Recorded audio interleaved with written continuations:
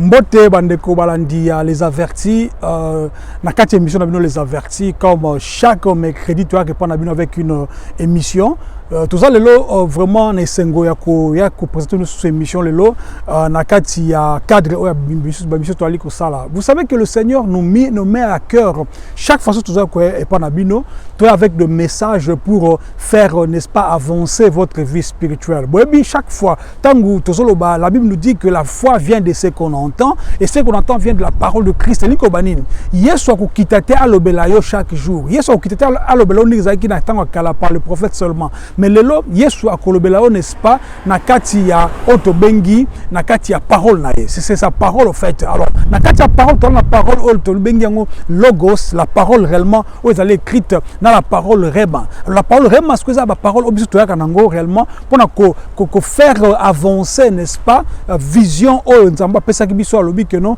aller et faites toutes les nations mes disciples. Voilà. De bon tete mes ana tolobi sur la mort spirituelle. C'est quoi la mort spirituelle? Mingi bakolo peut-être oui la mort spirituelle ça veut dire mut oyo n'est-ce pas abongomate to mut oyo andimela nzambete to mut oyo tout ça. Bah explication que ça la belé mais que nous dit la Bible par rapport n'est-ce pas il y a la mort spirituelle. Alors surtout dans la Bible to moni na kata Genèse chapitre 3 déjà to komona que avant tout comme dans Genèse chapitre 3 chapitre 2 tant nzambe azo pekisa n'est-ce pas azo pesa batu mibeko azo pesa Adam na Ève mibeko koloba que non bozu nyons tout boko sala nyons tout mais bo toucher fruit à arbre ya connaissance de bien du bien et du mal te ezaki eloko moko ka nzambe apesa ki bango loko la loi mais bango alors batika qui porte na diable ba eko pesa n'est-ce pas accès na diable toi ce qu'on a kati verset n'est-ce pas 6 il y a Genèse chapitre 3 au diable aza ko la kisa moi si je vais dire déjà na verset 1 nango ya Genèse chapitre 3 que bako ko lembuma wana akosi bango ndenge alinga ko kosa poison n'est-ce pas mal na bango comme tout le monde ngo tilelo batu mingi bali ko kosa na diable par rapport n'est-ce pas ya biloko mokili par rapport a bomengo mokili mingi baza ko pesa même bomo ina bango mingi bali ko pesa même bana bango na banganga pona nini bazwa kaka donc bisengo ya mokili oyo. Alors qu'est-ce qui s'est passé na kata Genèse chapitre 3 to mona que non Ève après avoir koyoka message ya diable Ève a sepela ki na mbuma wana c'est-à-dire a sepela na message wana puis azui ali mbuma wana muno kitoko tant ali yango a pesi n'est-ce pas pe na mobile na ye o ezai Adam tant a pesi yango mbala moko bango mibale ba moni ki bakoma ki nu pourquoi puisque c'est comme quelqu'un neto baka soki une personne qui est mise à nu ça que mutu oyo ba dévoiler c'est-à-dire mutu a perdre ki bo santo na ye mutu a perdre ki bo nzambe na ye mutu a perdre n'est-ce pas relation entre ye na nzambe. Qu'est-ce qu'il a fait maintenant l'homme? Je veux dire na Adam na Ève ba kimaki ba batami tant babatami nzamba ko luka bango tout ça ce qu'on a donc apocalypse plutôt dans Genèse chapitre 3 to basta ba verset 8 kuna nzamba ko luka bango atuna meboza wapi balobi nini babatami po bazaki bolumbu. Alors nzambe a pesa ki bango n'est-ce pas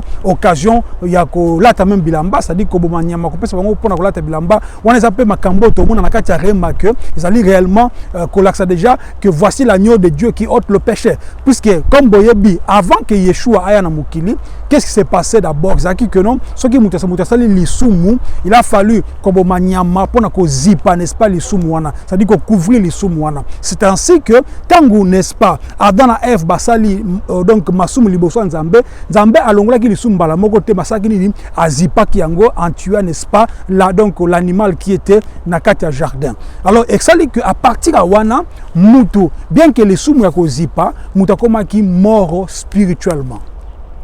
C'est ça la mort spirituelle. La mort spirituelle, c'est-à-dire que non, mutu n'est-ce pas alongwe na présence ya nzambe. Mutu alongwe n'est-ce pas na kati ya entourage ya nzambe. Mutu a commis musika na nzambe. Souvenez-vous que nzambe a chassé qui même bango na jardin. C'est comme un enfant na kati ndako se comporter mabe. Ceux qui parents na donc a bengani yo linkolo bakono. Mwana wana oza commis ko mwana ya libungi de to bengango. Comme libanda ya donc ya entourage ya donc familial souvent bana ya bongo pe ba avancer na malamu te. Donc bref nikolo ba que non donc mort spirituelle ezali mort oyo mutu azali mosika na nzambe mort spirituelle elle est mort au mutu azali n'est-ce pas donc ko boya n'est-ce pas ko la place pembe na nzambe mutu ali ko sala masumu libanda, c'est-à-dire quand tu commets de péché chaque fois, bien que nous sommes dans le temps de grâce, que l'agneau de Dieu ôte le péché du monde, le péché originel, l'agneau de Dieu l'a ôté. Mais chaque fois que tu as c'est comme si tu es en train, n'est-ce pas, de te nourrir du péché, au fait. Donc la chair humaine, ton corps, n'est-ce pas, aime faire le péché. Ce que le diable, comme point de contact à diable, qu'est-ce qu'il fait? Il vient d'une manière ou d'une autre, pour détruire biso. Alors, ce qui c'est comme si je vous donne une illustration, par exemple, il y a gaz, c'est-à-dire il y a oxygène. Tu vis puisque tu as paiement. Si vous écoutez dans la chambre, vous avez place, fenêtre, porte, dans la cave, vous avez que paiement chaque fois, et vous avez la paiement comme limité. Alors il fallait maintenant ce qu'on va faire, n'est-ce pas, oxygène à Sika pour comment n'est-ce pas la possibilité il y a continuer qu'au paiement. C'est comme si tu es en train, n'est-ce pas, d'enlever les tuyaux dans lequel l'oxygène est faire vivre. C'est-à-dire le péché amène à la mort. C'est pourquoi la Bible appelle même le péché les guillons de la mort. C'est-à-dire vers la mort. C'est-à-dire quand tu commets le péché, c'est comme si tu es en train de dire tu ne veux plus vivre en fait. Alors, la mort spirituelle, c'est une mort qui nécessite, n'est-ce pas, donc qui nécessite, n'est-ce pas, comment dire, intervention et Nzambe kakaye moko pour mort wana ezalibanda, n'est-ce pas, il y a bomoinayo. Et on a avec cette courte vidéo le long dans le lobby, oza kolanda biso na kati les avertis, ton na kati ba chaîne mususu que il faudrait que ça la volonté Nzambe pour na kokweya na kati ya piège ya diable te. Le diable, sachant qu'il n'a pas, comment dirais-je, beaucoup de temps, qu'est-ce qu'il fait? Alors qu'on multiplie, n'est-ce pas, tactique na ye nyonso pour na azobo moinayo. Alors yo zolandangai, tchala mutu na que la Bible, la parole de Dieu nous dit que Dieu a tant aimé le monde. Jean 3,16. Dieu a tant aimé le monde.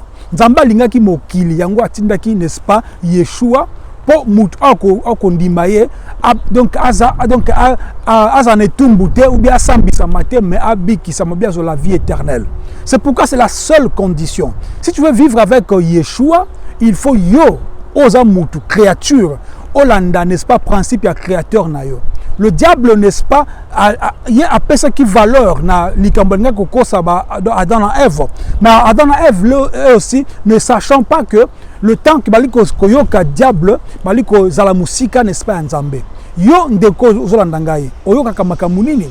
Quels sont les messages oyoka chaque jour nakati ya bomo na yo? Est-ce que oyoka message pona ko sepelsaka bomo na yo, message otobengi ya prospérité? Est-ce qu'il y a un message n'est-ce pas, goût dans la famille, c'est-à-dire message ya libala? Est-ce que vous avez un message chaque jour? Yahweh lobi boy, Yeshua lobi, cherchez d'abord le royaume et la justice. Mingi bali kukwena kati ya masumu pona nini? Pona lokoso, pona manque de patience. Pour motema duku.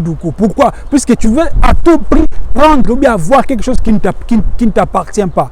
Ming bali ko assassiner bande comme sous, bali ko empoisonner bande comme sous, puisque motema likunya ya zunga na zuite tout ça. Mais là ça fait que yo oleo de la temps na yo, tu es en train, n'est-ce pas, de faire les choses à la va-vite pour nini, pour joie, n'est-ce pas, gain de cause. Or, quand tu fais des choses à la va-vite, tu es en train, n'est-ce pas, de t'éloigner au fait de la présence de Dieu. Message est fortifié, moi qu'on a bino, qu'on a les bandas. Et ce bon question comme d'habitude, email les awana, beaucoup me la biso, et tu as te répondre bino même na numéro na biso petit message na répondeur ou bien par WhatsApp, tu as te répondre bino. Quand la pam pour la bino tu comme balasima na émission soit sikaya les avertis. Shalom.